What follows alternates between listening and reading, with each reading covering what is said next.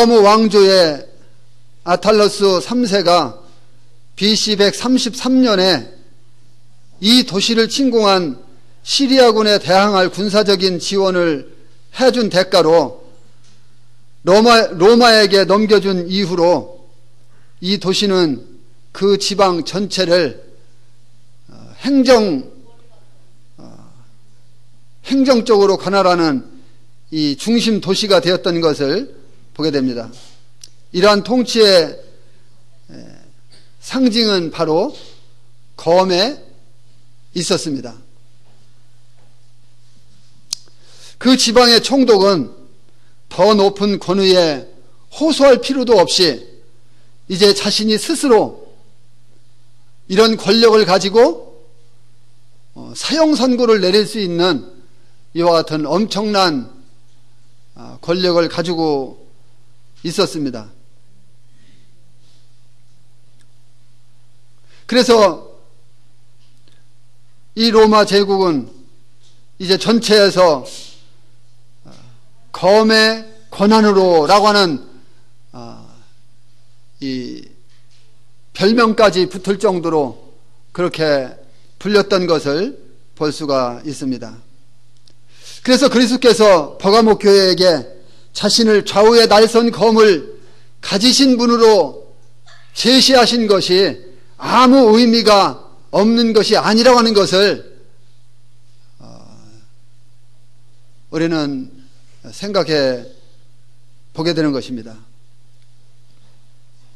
두 번째 특징은 버가모에서 인정받은 모든 종교 가운데 가장 많은 추종자를 거느린 종교가 있었는데 그것은 아스클레피우스라고 하는 신전이었습니다. 거기에 그 우상을 숭배하는 이와 같은 사람들이 엄청나게 많이 몰려드는 커다란 신전이 있었는데 바로 그 지역에서 그 아시아 지역에서 또 그 아스클레피우스라고 하는 이 신전이 가장 큰 이런 신전이었던 것을 볼 수가 있습니다. 그의 상징은 기둥에 달린 쌍둥이 뱀이었는데 그것은 그때 당시 사용하고 있는 화폐에도 그 쌍둥이 뱀이 새겨질 정도로 그렇게 아주 유명해 있었던 이런 그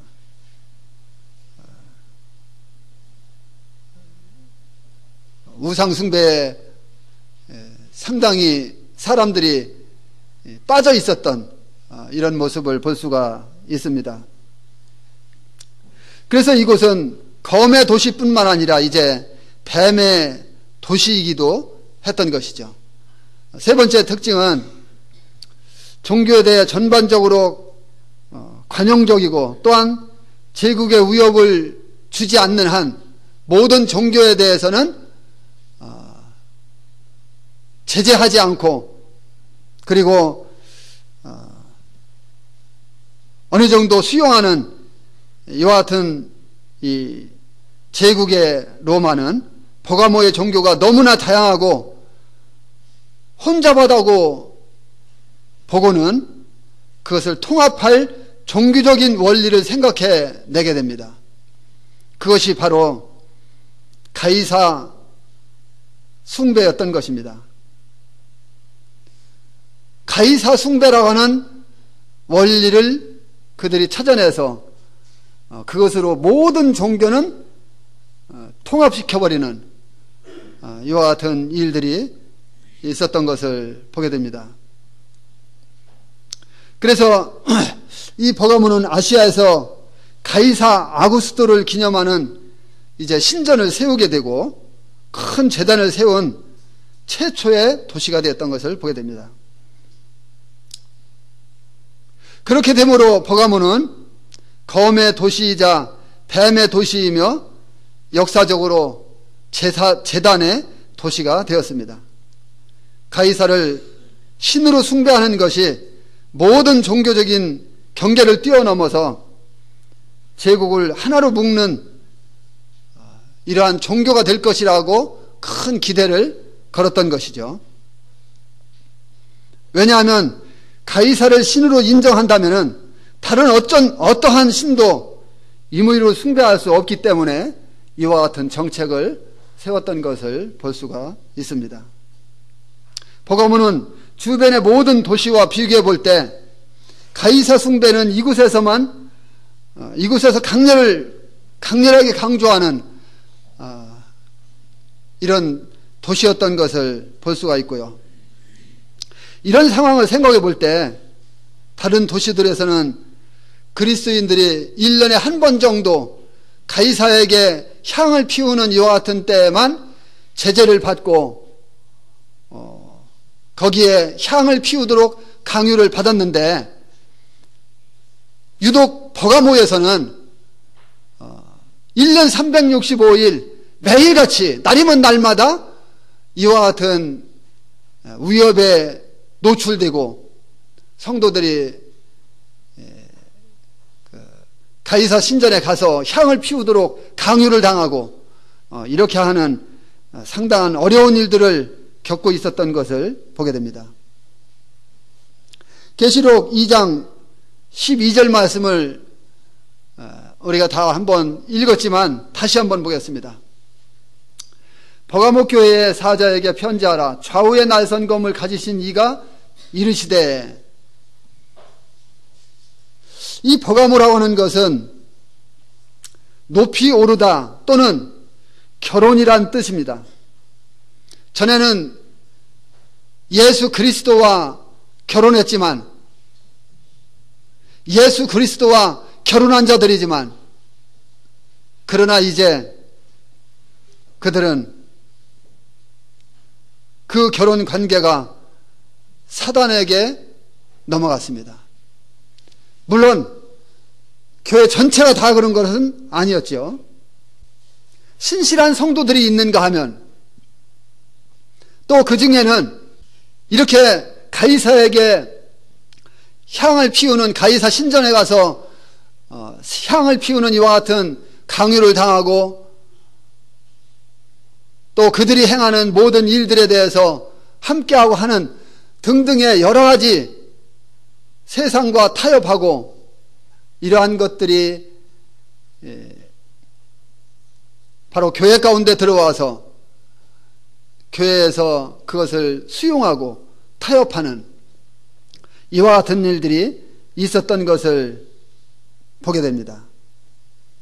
그래서 이제는 주님과 결혼한 그들이 이제는 사단과 결혼 관계를 맺는 이런 엄청난 사건이 벌어지게 됐던 것입니다. 다시 말해서 교회의 지위가 높아지려면은 세상과의 결혼, 즉 세상과 타협하지 않고서는 절대로 교회는 지위가, 세상적으로 볼 때 지위가 높아질 수 없는 것이죠. 많은 사람들이 여기에 유혹을 받고 거기에 타협하고 이렇게 해서 이건 뭡니까? 주님이 절대적으로 금지하는, 주님이 반대하는, 성경에서 가르치지 않는 그 많은 이와 같은 일들이죠. 이런 일들이 일어났던 것을 보게 됩니다. 서머나 교회가 핍박당한 이래 성도들의 믿음이 더욱 견고하게 되고, 그리고 주님의 복음이 널리 전파되어서 이제 사단의 성도들 향한 박해가 실패로 돌아가는 이와 같은 일들이 한때는 있었습니다. 그러나 사단은 계략을 변경해서 이제 세상의 명예와 이익으로 경제적이죠. 이와 같은 것들로 성도들을 유혹하는 이와 같은 일들이 벌어졌던 것을 볼 수가 있습니다. 이 계략은 박해에 비해서 효력이 있었습니다. 교회가 처음에는 순전한 믿음을 가지고 있었지만, 그러나 이제 세월이 지나면서 그와 같은 순전한 믿음을 떠나게 되고, 한 사람 한 사람 그 순전한 믿음을 떠나게 되고, 저는 이것을 생각하면서 이것이 과연 오늘날 하나님의 교회의 모습과도 같구나.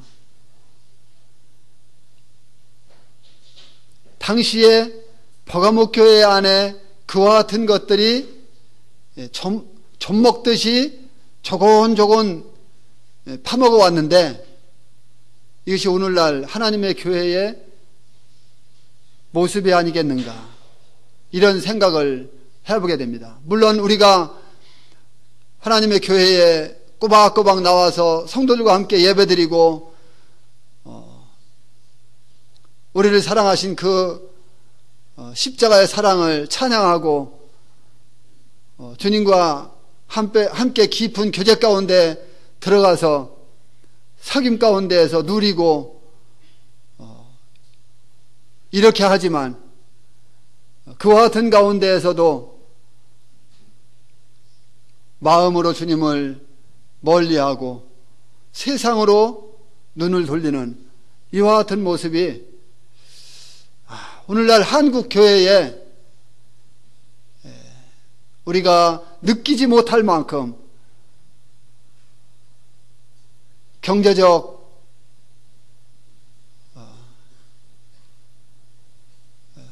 부가 우리 생활 가운데 찾아오면서 느끼지 못할 만큼 조곤조곤 파먹어 들어오고 있는 것이 아닌가, 이런 생각을 해보게 됩니다.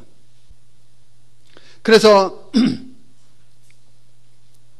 믿음을 떠나고 점점 세속의 길로 걸어가는 이런 모습을 생각하게 됩니다. 로마 황제 이전의 교회는 박해와 살육을 당하면서도 주님을 위해서 기꺼이 목숨을 내놓는, 주님의 이름을 위해서, 주님의 이름과 영광을 위해서 기꺼이 순교를 당하는 이와 같은 일들이 있었습니다. 그들은 환경에 굴복하지 않고 용감히 주님의 이름과 영광을 위해서, 그리고 성도에게 주신 그 놀라운 하늘의 신령한 복, 이걸 지키기 위해서 악과 싸우고, 그들이 어떠한 위협을 가해올지라도, 그들에게 닥친 환경이 어떤 어려움이 있을지라도 그것을 헤쳐나가고 거기에 굴복하지 않는 이런 모습이었던 것을 보게 됩니다. 그렇게 하니까 이제 그들이 주님을 위해서 정말 아름다운 간증을 남기는 이런 신앙생활을 하는 아주 신실한 성도들도 있었던 것을 볼 수가 있습니다.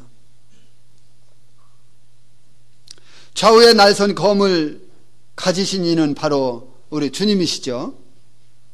이 말씀은 1장 16절과 동일하게 19장 15절에서도 그리고 19장 21절에서도 나오는 말씀입니다. 이 검이 언급된 세 곳을 보면 그것은 그리스도의 입과 말씀과 관련이 있는 이와 같은 말씀인 것을 볼 수가 있는데, 이는 그것이 그리스도의 말씀의 능력을 상징하고 있기 때문에 그렇습니다. 버가모의 신자들은 로마의 재판권의 오용된 그 검 아래서 죽을 수도 있지만 로마의 위정자들보다 훨씬 더 강력한 우리 주님의 좌우에 날선 검을 그들이 마땅히 두려워해야 할 분이시라 하는 것을 그들은 생각해야만 했던 것입니다. 계시록 2장 13절을 다시 한번 보겠습니다. 네가 어디서 사는지를 내가 아노니 거기는 사탄의 권자가 있는 데라. 네가 내 이름을 굳게 잡아서 내 충성된 증인 안디바가 너희 가운데 곧 사탄이 사는 곳에서 죽임을 당할 때에도 나를 믿는 믿음을 저버리지 아니하였도다. 참 놀라운 말씀입니다. 주님께서는 각 교회에 대해서 너무나 잘 알고 계신다고 말씀하십니다. 지난주에도 말씀드렸습니다마는 주님이 조암 수정교회에 대해서 너무나 잘 알고 계셔요. 앞에서 일하는 장로가 3분이 있지만 장로들이 알지 못하는 것들을 우리 주님은 속속들이 다 알고 계시고, 성도들이 어떠한 믿음으로, 어떠한 열정으로, 어떠한 충성으로, 또 어떠한 고난과 고통을 받으면서 신앙생활을 하는지 장로들은 모를 수 있지만 우리 주님은 잘 알고 계시다고 하는 것이죠.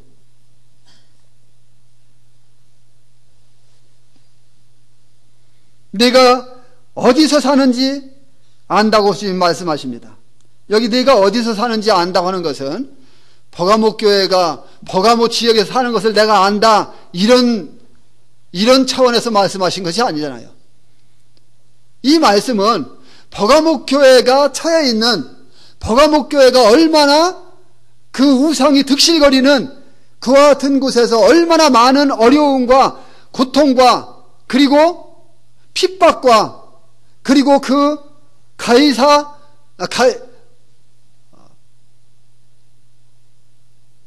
누굽니까? 뱀의 신전, 이 가이사 신전이죠. 이 가이사 신전을 통해서 향을 피우도록 강요를 받는,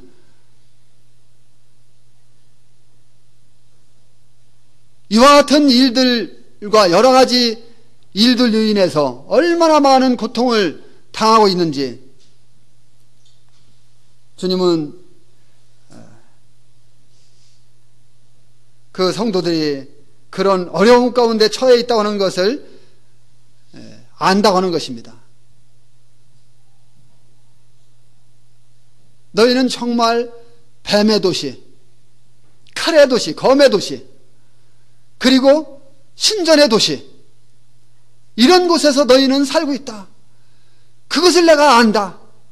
그 고통 가운데에서 나를 지키고 내 이름을 위해서 아름다운 간증을 남기려고 하는 이 모든 발버둥을, 이 충성스러움을 내가 안다. 너희가 사는 곳이 바로 그런 곳이다 하는 뜻입니다. 그래서 13절은 그들이 처한 상황 3가지를 볼 수 있는데요. 첫째, 그들은 위험한 곳에 살고 있다고 하는 것입니다. 주님이 그거 말씀하시는 거예요. 버가모의 성도들은 그리스도와 사단 간의 싸움 한가운데 지금 살고 있는 거예요. 우리 주님과 사단의 싸움이 있는데 그 한가운데, 한복판에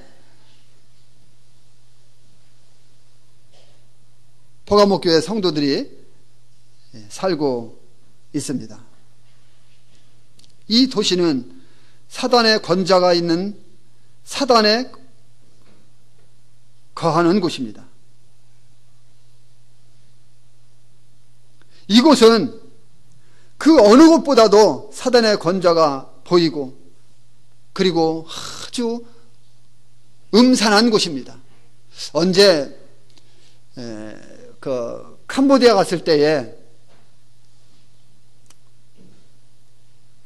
주님 나라 가신 김명석 자매님 사역하는 사역지 뒤쪽에 동네가 있어서 나도 한번 가봤는데, 나는 이제 성도들이 갑자기 2명인가 없어져서 찾으러 갔었어요. 그런데 조성희 형제님하고 또 누군가가 그쪽 깊이까지 들어갔었다고 그래요. 형제님 맞죠? 예. 근데 나도 가는데 이상해요. 뭐가 막 나올 것 같아요. 진짜 귀신이 득실득실 하는 것 같아요. 근데 아니나 다를까 형제님이 나중에 와서 저기는 음산한 곳이라고, 귀신이 막 버글버글 하는 것 같다고, 금방 튀어나올 것 같다고. 저는 이 버가목교회가 바로 그런 곳이지 않겠는가.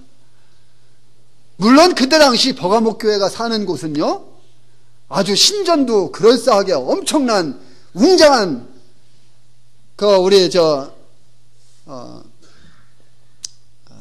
성지순례 갔다 오면은 많이 보는 것들이 있죠. TV에 많이 보여지잖아요. 엄청난 기둥에 쭉쭉 뻗은 기둥만 남아있고, 그거 다 신전 무너진 것들이거든요. 그러니까 그 도시가 잘 꾸며진 것 같지만 귀신이 득실득실하는 바로 이런 도시였습니다. 이곳은 뱀의 도시요, 뱀을 숭배하는 것이 가득한 곳이었습니다. 성도들이 거기에 바로 거처를 두고 생활을 했던 것입니다. 사단의 권세가 그곳에 있다고 하는 것은 사단의 권세가 이 지상 거처를 중앙 본부로 바로 거기에다가 놨다는 것입니다. 권좌가 뭡니까? 사단의 권좌가 있는 곳이라고 하는 것은 사단의 보좌가 있다고 하는 거예요. 한마디로 중앙 본부, 마귀 우두머리 사단이 거기에 자리를 잡고 있다고 하는 거예요. 성도들이 그곳에 살고 있었던 거예요. 그리고 그곳에 살던 사람들이 구원받아서 예전부터 그들이 거기에서 살아왔기 때문에 그런 곳이라는 것을 잘 알고 있었던 거예요. 우리나라 옛날 토속신앙 있죠. 저도 구원받기 전에는요, 엄마가 시루떡을 해서 주면은요, 요만큼 띄어서 줘요. 야, 요거 대문간에 갖다 놔라. 쩍쩍쩍 가서 대문간에 놓고 오고, 또 요만큼 쯤에서 야, 이거 뒷간에 갖다 놔라. 뒷간에 가세요? 뒷간에 아는 사람들이 있을 거예요. 뒷간에 갖다 놓고, 요만큼 띄어서 야, 이거는 소여물통에 위에다 놔라. 소여물통에 위에다 놓고. 저도 어머니 아버지가 토속신앙을 믿고 있을 때에 어렸을 때 자라왔기 때문에 다 알지요. 구원받고 보니까 이 모든 것이 다 귀신에게 제사했던 거예요. 귀신이 그것을 받아먹고 있었던 거예요. 그렇게 하니까 어때요? 귀신이 나를 섬겨주라고 자꾸 그럽니다. 그래서요, 때로는 더 악한 귀신을 데리고 와서 사람을 괴롭히고 병들게 하고, 그러면 무당 데려다가니 뚱땅뚱땅 하면은 낯선 것 같기도 하고.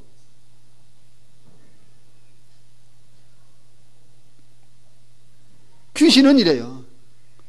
아주 더러운 귀신이죠. 성도들이 그럼 위험스러운 곳에 살고 있다는 것은 이미 그곳을 그런 곳으로 알고, 그리고 견고히 서서 믿음을 굳게 했다고 하는 것을 보여주고 있는 것입니다. 성도들이요, 그 지역에서 자라나서 그 지역에서 살고 그 지역에서 구원받았기 때문에 그런 거에 대해서 잘 알기 때문에 더 마음을 굳게 하고 할 수 있었던 것이죠. 그러나 그것이 다 그런 것은 아니었던 것입니다. 두 번째, 그들의 상태와 충성스러운 증거입니다. 버가모의 성도들은 주님의 이름을 굳게 잡았습니다.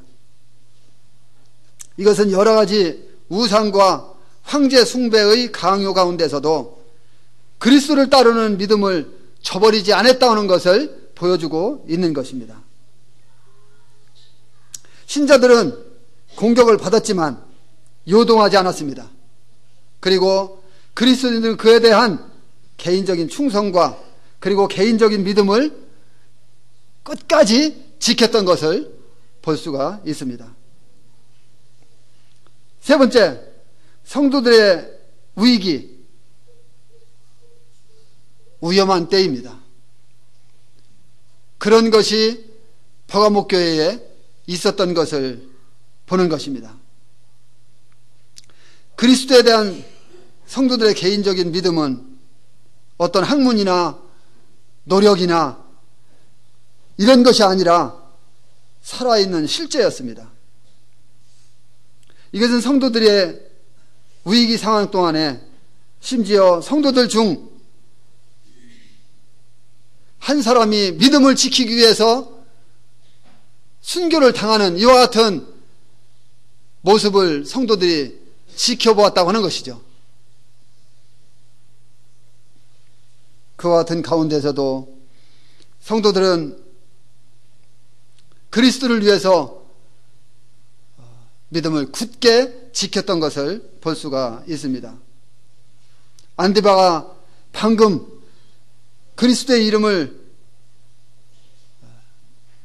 이름에 충성을 다하면서 순교를 당하는 이와 같은 모습을 지켜봤습니다.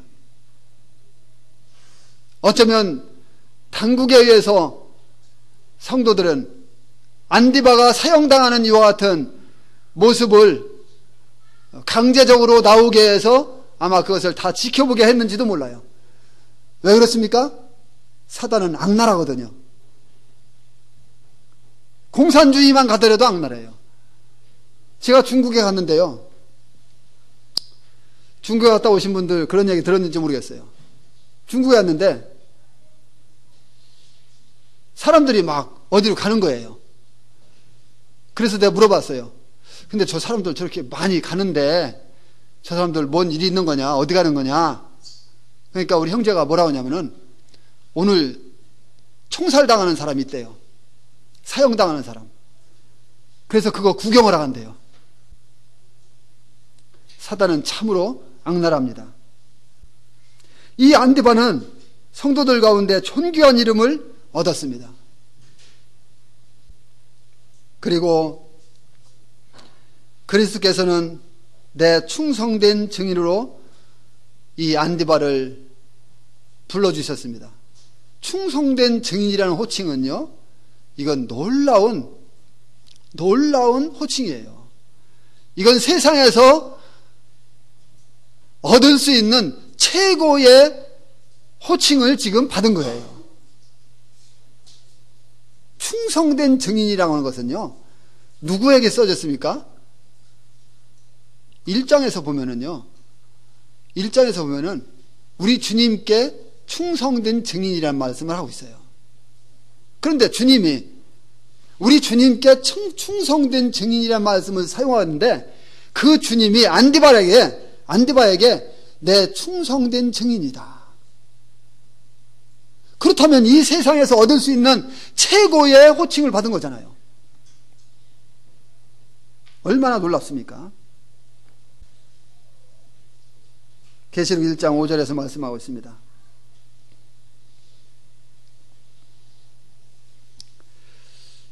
사도 요한의 제자이며 요한 3서의 수신자인 가이오가 있는데, 이 가이오가 버가모 교회의 초대 인도자였다고 그래요. 그런데 이 가이오 다음으로 두 번째로 버가모 교회의 인도자가 누구냐? 바로 여기에 순교당한 안디바라고 합니다. 당시 모임의 인도자였던 이 안디바는 도미티안 황제에 의해서 완전히 벌겋게 달궈진 황소솥이 있는데, 그 황소솥에 사람을 산채로 집어넣어서 사용을 시켰다고 그래요. 제가 이거를 모니터에다 넣어서 보여주려고 했었는데 못 넣었어요.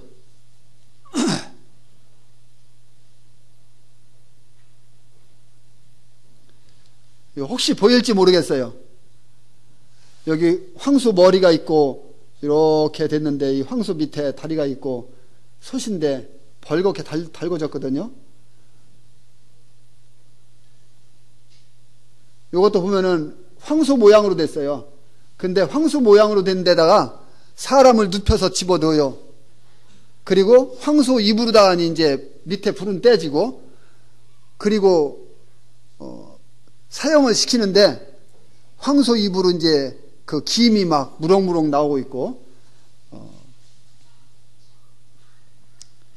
아주 악랄한 이와 같은 사형을 시키는 이런 모습을 보게 됩니다. 그래서 이 안디바는 산채로 사형을 당하는 이와 같은 엄청난 일을 겪었습니다. 주님은 그 안디바를 말씀하시기를, 내 이름을 위하여 순교를 당한 충성된 증인이다, 이 이름을 주셨습니다. 14절 말씀을 한번 보시겠습니다. 14, 15절 읽겠습니다. 그러나 너에게 두어 가지 책망할 것이 있나니 거기 너에게 발람의 교훈을 지키는 자들이 있도다. 발람이 발락을 가르쳐 이스라엘 자손 앞에 걸림돌을 놓아 우상의 제물을 먹게 하였고 또 음행하게 하였느니라. 이와 같이 너에게도 니골라당의 교훈을 지키는 자들이 있도다. 우리는 하나님의 백성을 저주하는 인물을 띄었던 발람의 악한 그 사건을, 그 이야기를 잘 기억할 것입니다. 민수기 22장부터 25장까지를 나중에 성도님들이 한번 자세히 읽어보면 알 수 있습니다만은, 하나님께서 발람에게 이스라엘 백성들을 저주하지 말라고 계속적으로 이야기합니다. 그런데 발람이 이제 그렇게 경계를 받았는데도 불구하고 모압 여인들과 이스라엘 백성들 사이에 연혼을 맺게 하는 꾀를 쓰고 이렇게 해서 죄에 빠뜨리는 것을 보게 됩니다. 그리고 그들로 우상을 숭배하도록 하고, 그래서 그 음식을 먹게 하고, 이런 일을 발람이 끊임없이 하는 것을 볼 수가 있습니다. 결국은 그들이 엄청난 죄를 범하게 됐죠. 이 모압과의 동맹은 그들의 신에 대한 숭배와 봉사를 초래하는 이와 같은 일을, 범죄를 저지르는 이와 같은 일이었습니다. 그로 인해서 이스라엘 백성 2만 4천 명이 죽임을 당하는 재앙이, 심판이 그들에게 왔지 않습니까? 우리는 발람이 하나님의 백성에게 덫을 놓기 위해서 하나님의 성품에 대해서 알고 있는 점을 그가 이용했다고 하는 것에 대해서 우리는 평소 생활 가운데에서도 그것을 잊어서는 안 될 것입니다.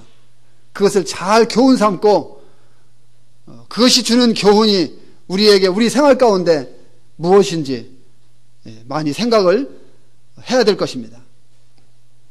버가모의 특징인 그리스도에 대한 이 개인적인 충성은요, 언제든지 느슨해질 수 있습니다. 그것은요, 오늘날 우리들에게도 마찬가지입니다. 우리가 하나님 앞에서 경각심을 갖지 않고 그러면은 우리도 하나님을 위해서 그렇게 충성스럽게 살고자 하는 열정적인 믿음과 강한 이와 같은 것들이 있지만 우리의 믿음을 느슨하게 하면은 우리도 역시 동일하게 그렇게 될 수 있습니다. 그래서 경각심을 가져야 돼요. 사회적인 관계에서 있어서 타협을 하게 되면은 좀 더 폭넓게, 그리고 다양한 사람들을 만나게 되고 다양한 것들을 이제 할 수 있을 것입니다. 발람이 바로 그와 같은 것들을 생각하고 이야기하면서 그런 것들로 꾀해서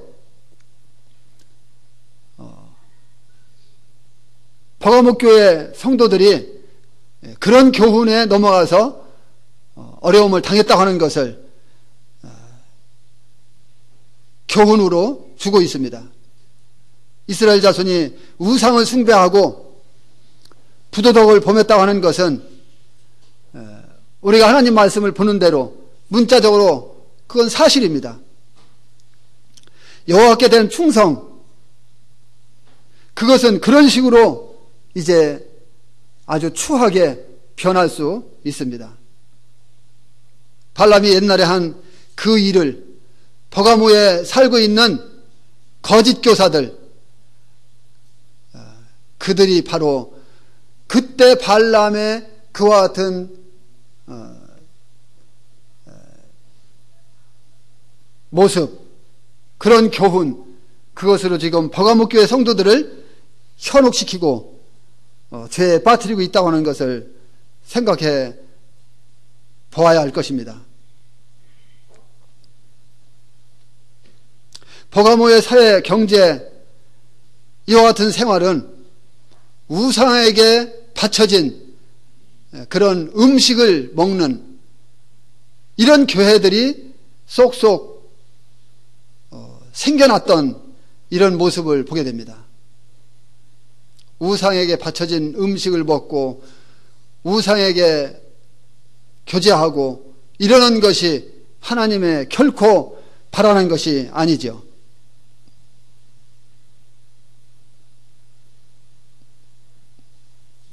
그리스도에 대한 충성은 대가가 어떠하든지 그런 모임과는 완전히 단절할 것을 성경은 요구하고 있는 것을 보게 됩니다.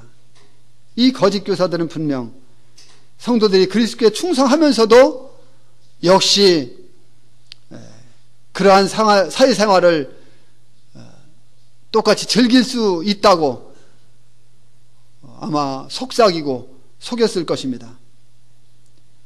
그리스도께서는 그러한 가르침에 숨어있는 백성의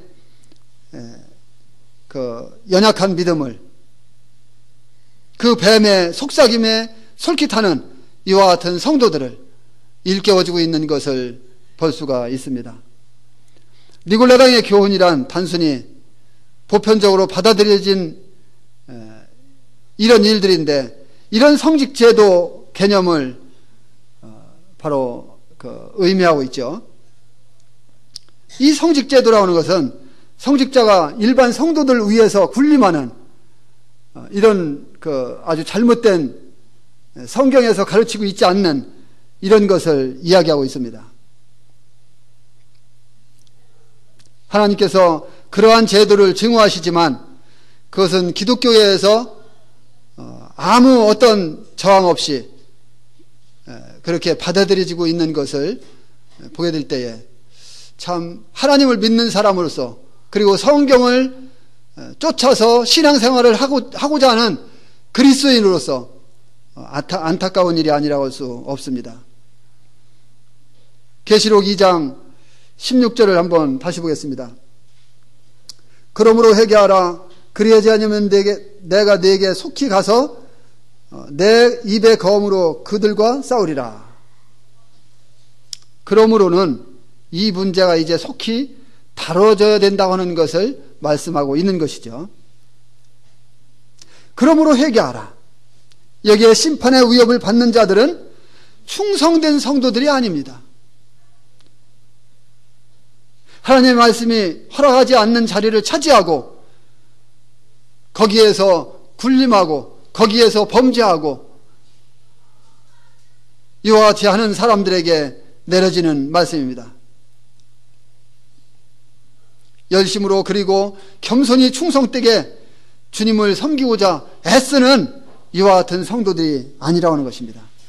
하나님의 백성을 억압하고 소경을 인도하는 소경 스승들에게 심판이 임할 것이라고 주님은 말씀해 주시고 있습니다.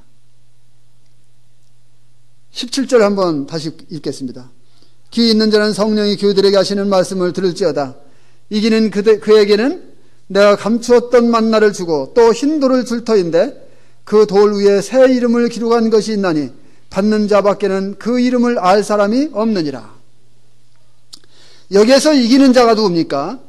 이기는 자는 발람과 니골라당의 교훈을 받아들이지 않고 그리고 충성스럽게 주님을 섬기며 주님과의 성품 풍성한 교제와 그리고 사귐 가운데에서 교제하는 이와 같은 성도들이 바로 이기는 자입니다. 이 감추었던 만나는 이스라엘 백성들의 나그네 여정길을 한번 생각나게 합니다.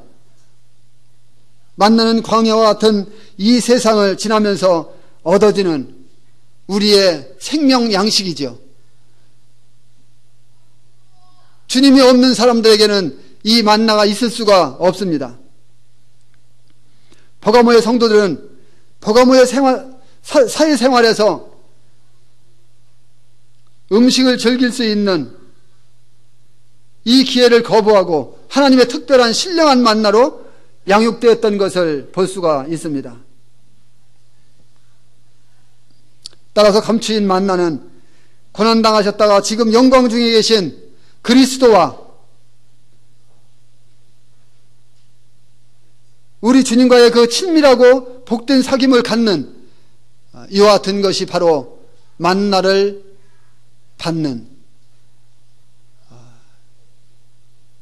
하나님의 은혜라고 하는 것이죠. 이기는 자에게 감추었던 만나를 주실 뿐만 아니라 새 이름이 기록된 흰 돌을 주시는데 여기에 받는 자밖에는 그 이름을 알 사람이 없다고 하셨습니다. 이 흰 돌은 여러 가지 의미로 이 성경학자들도 많이 이야기하고 있는데요. 흰 돌은 재판 때 무죄의 표로 쓰기도 했고 운동 경기에서 승리의 상징이기도 했고 손님에 대한 주인의 환영의 표이기도 했다고 그래요. 그 당시 이 흰 돌이 그런 용도로 여러 모양으로 쓰였다고 그래요. 그렇다면은 이 흰 돌은 주님께서 신앙의 정절을 지킨 정말 우상에게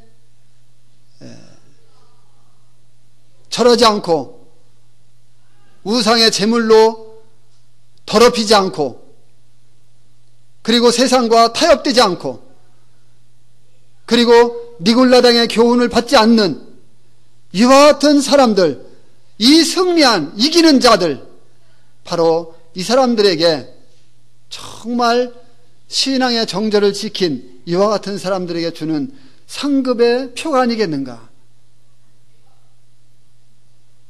하는 것입니다. 그런데 이 받는 자밖에는 그 이름을 알 사람이 없다고 했습니다. 그렇다면 여기에서 더 어떤 의미를 끌어내겠습니까?